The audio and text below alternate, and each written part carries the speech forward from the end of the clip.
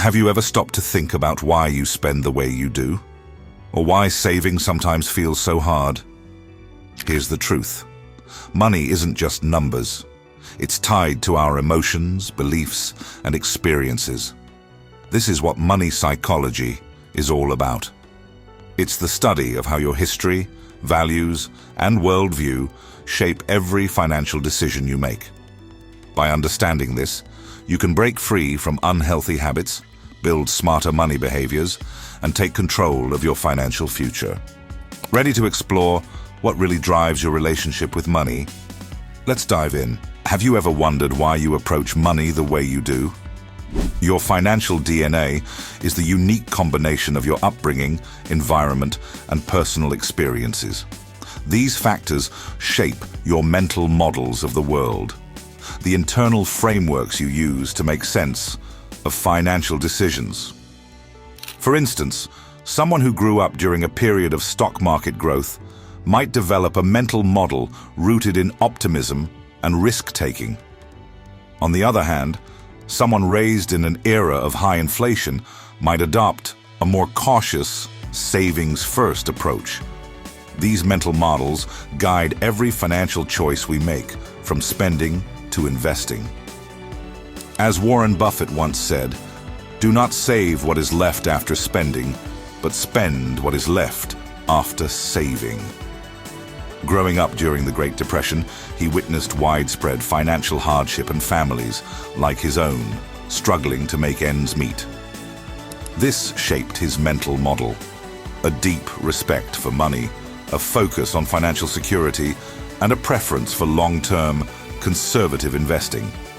In contrast, someone like Jim Simons, influenced by a background in mathematics and systems thinking, approaches money with logic and data, prioritizing analysis over emotion. What's important to remember is that there's no one-size-fits-all formula for financial success. Everyone's financial DNA is different, shaped by unique experiences and environments. That's why understanding your own financial history and mental models is key. It allows you to identify patterns, break free from unhealthy habits, and develop strategies that work for you. So what's shaping your financial DNA? And how are your mental models guiding your financial choices? Let's talk about something that might sound a bit boring at first, but is actually one of the most powerful ways to grow your wealth: compounding. In simple terms, compounding is when you earn interest on your initial investment, plus the interest you've already earned. This can turn even small amounts of money into a big pile over time. Imagine you start with $100 and earn a 15% interest rate every year. In the first year, you'd make $15, so your balance is $115. The next year, you earn 15%, not just on $100, but on $115. So you're making more money, $17.25 this time. Over 20 years, that $100 could grow to nearly $2,000. That's the magic of compounding. Now let's look at two of the wealthiest investors who've mastered this strategy: Warren Buffett and Jim Simons. Buffett is all about the long game, investing in solid companies and holding them for decades. His strategy relies on compounding slowly but surely as those companies grow over time. On the flip side, Jim Simons is a data genius who uses mathematical models to spot patterns in the market, trading frequently to compound his gains quickly. Both men understand compounding, just in different ways. Whether it's slow and steady like Buffett, or fast and strategic like Simons, the key takeaway is this: let your money work for you over time. Small investments today can grow into something huge tomorrow. Pessimism bias can be a major hurdle in financial decision-making, often causing us to focus on potential losses and overlook opportunities. Let's look at 4 ways this bias affects us and how we can deal with it. 1. When you focus too much on possible losses, you may miss profitable opportunities. Remind yourself that risks are a natural part of investing, but they shouldn't overshadow the potential for growth. 2. While past data is helpful, it's not always predictive of future outcomes.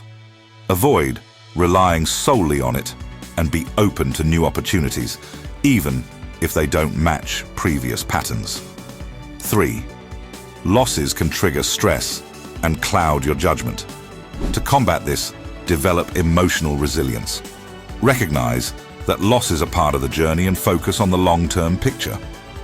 4th, shift your mindset by visualizing positive outcomes. Financial advisors often use strategies like diversification to manage risk. Similarly, setting realistic goals and reframing your mindset can help you make more balanced, confident decisions. It's not whether you get knocked down, it's whether you get up. This Vince Lombardi quote reminds us that setbacks and losses are inevitable in any financial journey. The key is to rise, reassess, and push forward, learning from each challenge. Let's talk about how luck, timing, and strategy shaped one of the most iconic success stories in tech history, Bill Gates.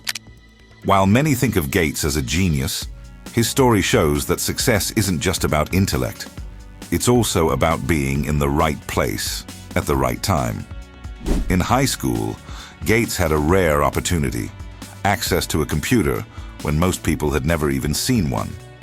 While others were focused on traditional subjects, Gates was developing his programming skills, giving him a head start in an industry that was just beginning to explode. Then came the perfect market timing. As personal computers were becoming mainstream, Microsoft was there to seize the moment. Gates struck a game-changing deal with IBM to provide the operating system for their PCs. But what set him apart wasn't just being in the right industry. It was his strategic negotiation.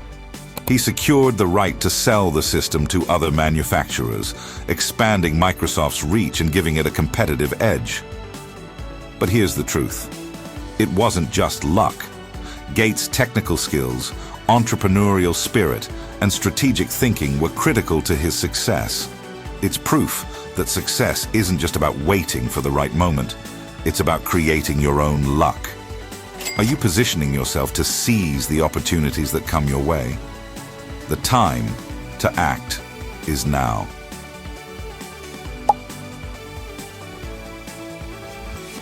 Volatility is the rate at which stock prices rise and fall, reflecting market risk. A recent example is the fluctuations in the cryptocurrency market, particularly with Bitcoin and Ethereum. These assets have seen extreme price swings, with Bitcoin hitting record highs and then dropping sharply. This kind of volatility can lead to substantial gains, but also steep losses. Investors in high volatility markets must be prepared for fluctuations and manage risk carefully. Volatility is the price of pursuing wealth in markets that offer high potential returns, but come with significant uncertainty. Opportunities don't happen, you create them, said Chris Grosser. High volatility markets often require active participation, careful risk management, and the willingness to adapt and capitalize on fluctuations when they arise. The Hedonic Treadmill explains how our happiness often returns to a baseline, no matter what happens in life. Whether it's a new car, a promotion, or a vacation, the excitement fades, and we find ourselves wanting more. As Chuck Palahniuk put it, the things you own end up owning you. This is especially true with wealth. Once we have more, our expectations grow, and we feel the need for even more to stay happy. This constant chase shows that wealth and status don't lead to lasting happiness. But this mindset has bigger consequences. The endless pursuit of wealth contributes to inequality, where the rich get richer and the poor remains stuck. Despite all the resources and knowledge we have, global issues like hunger and poverty persist. The focus on personal gain rather than collective well-being leaves many basic needs unmet. To break free from this cycle, we can practice gratitude, mindfulness, and altruism, and importantly, giving back. Helping others and contributing to the community can create a deeper sense of fulfillment. By defining what is enough, we can stop constantly striving for more and start appreciating what we already have. This shift in mindset not only helps us live more contentedly, but can also create a world where resources are shared more fairly, addressing hunger and basic needs for all. At the end of the day, money is more than just a means to an end. It's a reflection of your values, mindset, and emotional well-being. By understanding your money psychology, you can take control of your financial future and live a life that's aligned with your true goals. Whether it's through building resilience, mastering the art of compounding, or letting go of unhealthy beliefs, every step you take brings you closer to a more empowered, balanced relationship with money. So, take a moment to reflect on your financial DNA and start making intentional decisions today. Your future self will thank you.